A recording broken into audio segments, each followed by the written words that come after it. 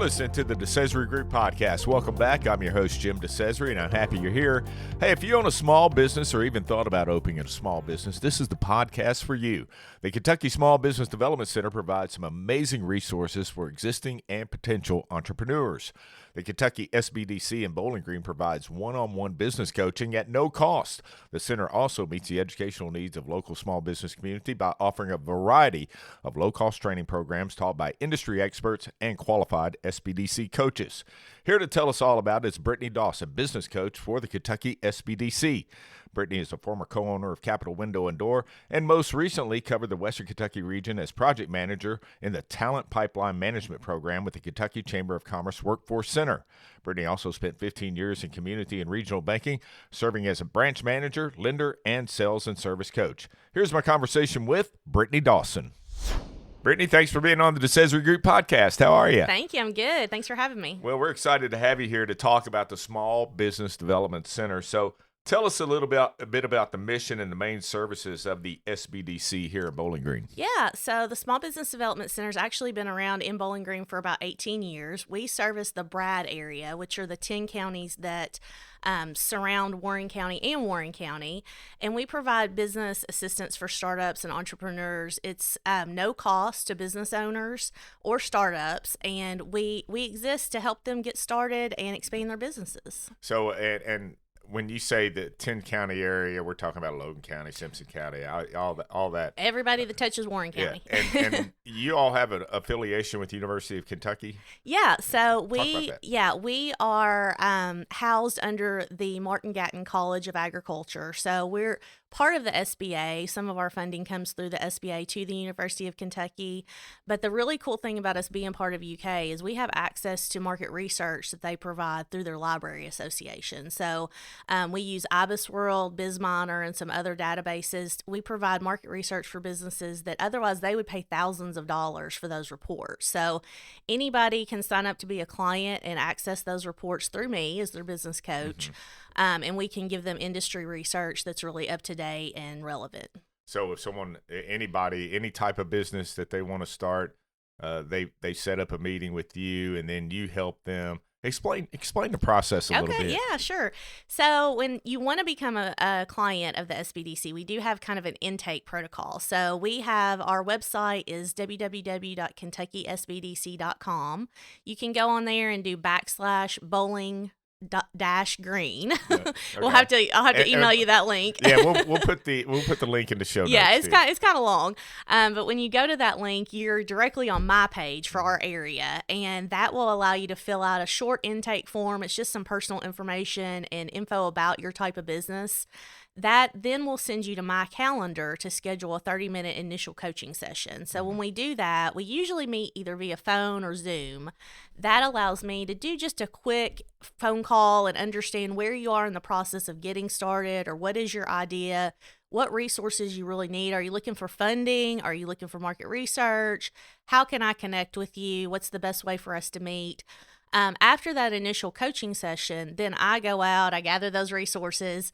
I have a direct calendar link that I'll email, and then we set up an hour-long coaching session. So typically we meet in person or via Zoom, and that's when we really dig into, if you're thinking about starting a business, the feasibility of that, talk about projections, financial projections, and a business plan. Yeah, because, a lot of people have great ideas, but running a business is no joke. That's absolutely true. And, when you're an entrepreneur, I've found with my entrepreneur mindset folks, they have a lot of ideas. So I'll often tell them getting those ideas out of their brain and onto paper, that's the most important part, to really let them see the vision kind of come to life and write that business plan. So what are some of the most common challenges that entrepreneurs and small businesses face, especially when they're getting started? For sure. Yeah, definitely funding. That's the number one question I have is, where are the funds? How do I get funds?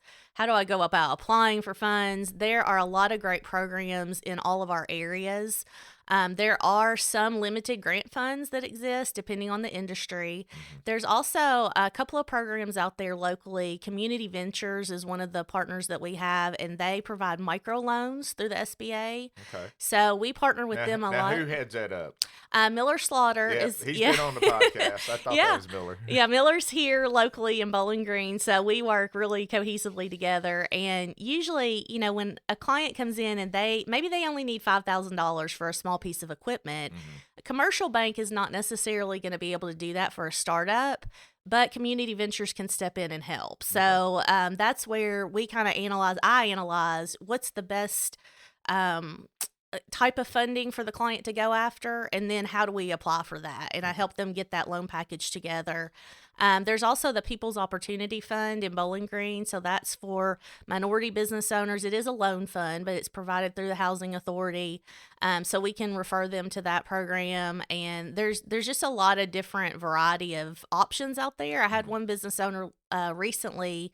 We've been working together for about a year and a half, and he did not qualify for a loan. He didn't have equity to put into the loan, but I mentioned to him to think about crowdsource funding, and he was able to set up a GoFundMe account and raise almost $10,000 to get his physical location started. Wow. And I jokingly, he told me that I was the fairy godmother of his business because I gave him that idea, and he did it all on his own. It was just like, hey, try this. Yeah. And he was able to work that out, which is very uncommon, right. but it was becoming more common. Yeah, it was a great story. He has a large following in his industry, and he was really supported in the community, and he was able to get it started, and he's growing the business right now. So I mean, we had Landon Hampton on recently, and I know through whether or not Bowling Green they crowdsource for the most part. Whenever he's on the air, he's for got sure his QR code up there, so it's make a donation. Yeah, and we're avid followers of Landon right now. Yeah.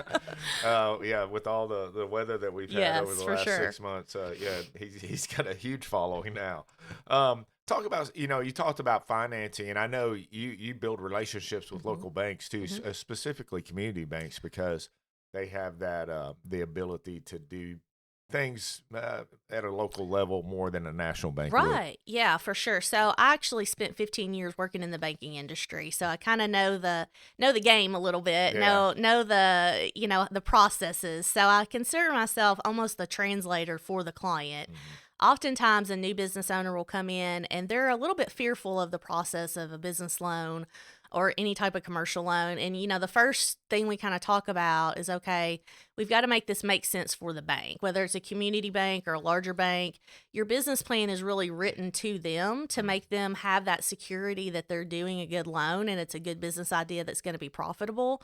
I've had clients I had one gentleman, he came in, he had a great idea, very awesome business. His business plan was 86 pages. And I was like, yeah, I don't think any bankers are going to want to read a novel on your business. So we got to pare this down a little bit. But those relationships with the lenders, they are super important to understand, what's going on in the lending industry and what are those niche markets that the banks are in right now? How can they help? What makes them a little bit different?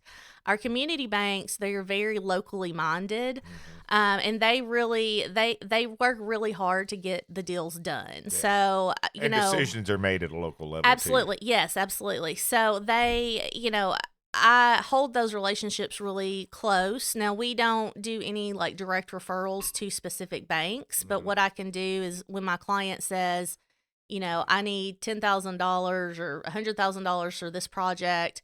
Okay, well, here's a list of lenders that operate in that niche market. You can contact them.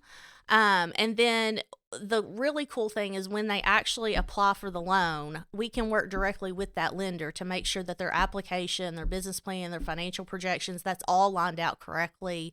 And there's really no hiccups in the process. And that's really important for the clients to understand. A lot of times it's a fearful process too. Yeah. And I know funding is always an important issue, especially for startups. But, before you even go after funding, you have to set the business up. Absolutely. So yes. talk a little bit about that process, because, obviously we've been through that process, Yep. and the first time you do it, it's kind of overwhelming. Yes. Yeah. That is a lot of times I have clients that come in, they're like, I wish I'd known you were here 6 months ago. I went through this all on my own, or I had to figure this out. So, we can help you register your business entity. We can help you decide, what business entity would be best for your business structure. Really analyze the process there. I sit down with people all the time and walk them through the Secretary of State registration, how to obtain their EIN number through the IRS, how to register with the City of Bowling Green or their local entity for occupational taxes. That's something I do on a daily basis. Yeah, that's fun. Yeah, oh yeah. Once you do it a couple times, it's no big deal. But the biggest change recently, the Kentucky Department of Revenue has changed their tax portal. So we have had a lot of clients. And it was down for a little bit. Yes, yes, it was. We've had a lot of clients who have had a lot of questions with that. So we can help you with that. The other thing that we provide is disaster assistance through the SBA. So with all of the weather that we've had recently, we get direct communication from the SBA, and we work with those local offices for disaster relief. So if somebody has a question, if they own a business and they have a question about disaster relief, they can also contact me, and I can get them in touch with the SBA. Fantastic. Yeah. And of course, you mentioned the business portal, the one-stop portal that the state, I know, that was originated a few years back, where it's just sort of one-stop shop now. Yeah. Because you can do just about everything on there. You can. You can pay taxes. You can, file, update your paperwork. Yep. Do your annual reports, all that stuff. I just spent my week this week sending out reminders for annual reports. So. Yeah, I have one sitting in my inbox too. Yeah, those are due in June. I know. So and we've got a week or two. Yeah. So anyhow, but. And I think the whole idea for doing it that way when it was set up was to help small businesses. Absolutely. More than the big corporate businesses. Streamline the process, which is great for business owners, and really have one location where they can find the answers to their questions. But it is also, it's a lot of information. So it is nice to have a coach to kind of help you be the expert and say, here, you can go here. Here's where this form is. Here's what you need to do, this process. So that's kind of where I step in and try to help out. Do most of the people that come and visit with you and get coaching from you, are they 1 or 2 person operations, or are they bigger? It is, or a little of everything. It is such a wide variety. We can serve a small business defined by the SBA is any business with under 500 employees. Right. And they've actually just changed it in manufacturing. It's under 1,500 employees. So we can serve any of those type of businesses. I would say, I do have, and everything's confidential, so I can't give any specific, names or anything. But I've helped people, a hobbyist that has an idea to go from sole proprietor to LLC. I've helped people that have multiple locations, franchise purchases. That's a big one that I really actually enjoy doing those quite a bit. Purchasing a business from an existing business, selling a business. We do it all. We really, if you're a small business, we can help you. That's awesome. And like I said, we'll put the little link in the show notes if anybody has any questions or wants to get in touch with you. So, I've been familiar with your organization for several years now because in my previous role in Logan County and my current role in Simpson County in economic development, we partner with you all to provide the citizens of those communities to make sure that they know that this is available for them. But I know you're having a big impact on some business growth and development. But can you talk about, without mentioning any names, some of the success stories, or if you can mention some?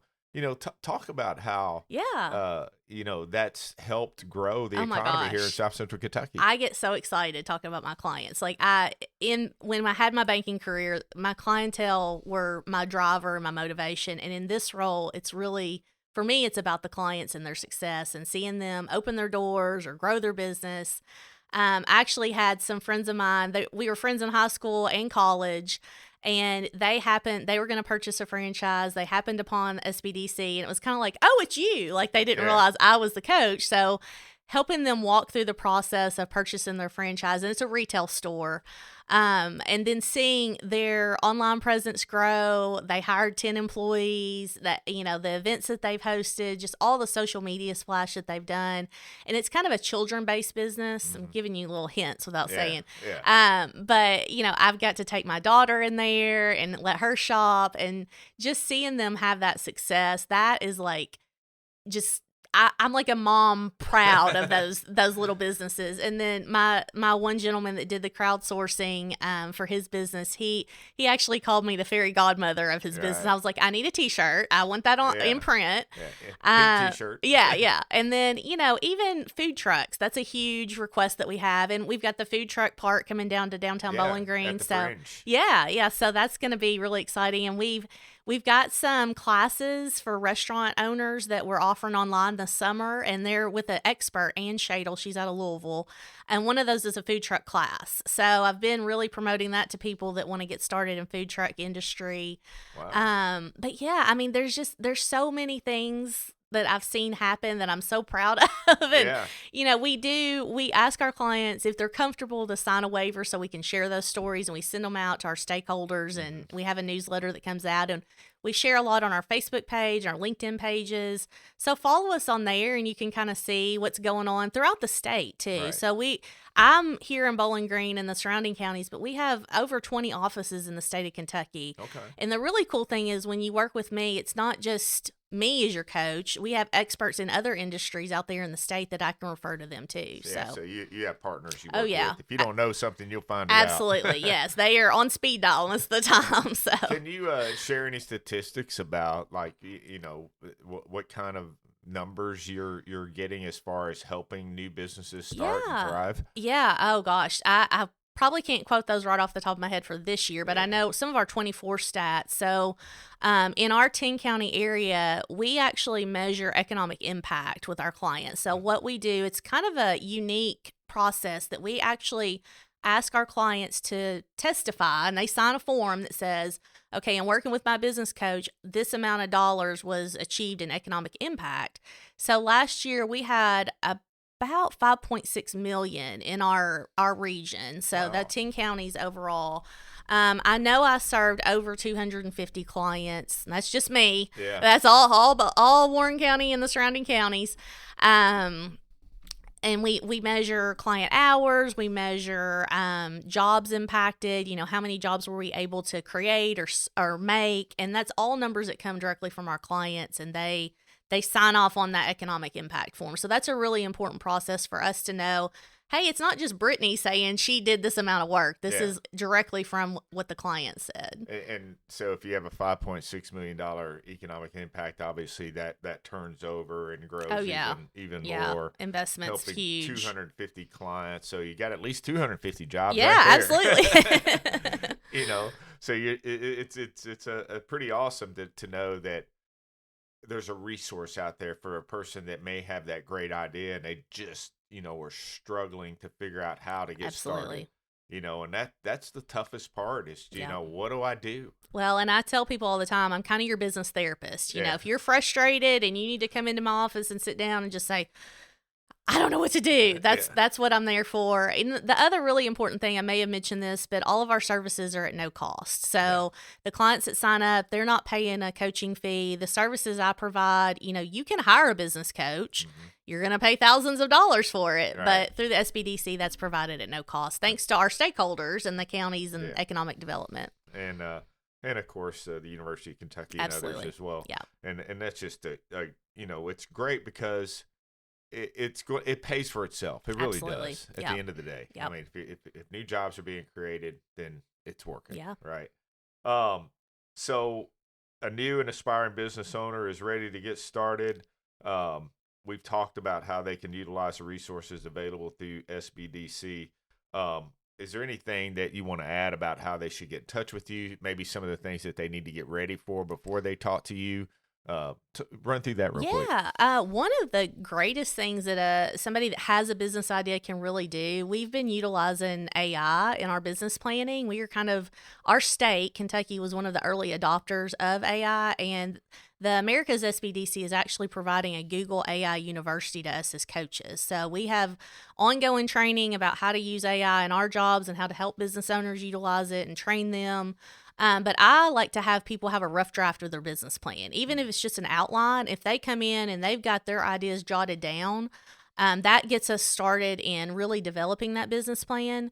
We also utilize, it's called Live Plan. It's business planning software, and they get a free membership to that when they sign up for coaching. The really cool thing about Live Plan is that they have that rough draft created. We can pop it into the software. It also uses AI and market research, so it can pull industry data and put it into their business plan.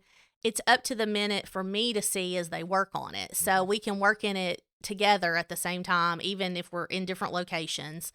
And in doing that, that really will allow us to have a head start on their business plan, which is so important. I think, to me, the business plan is their game plan for the business. That's their playbook of how they're going to run the business.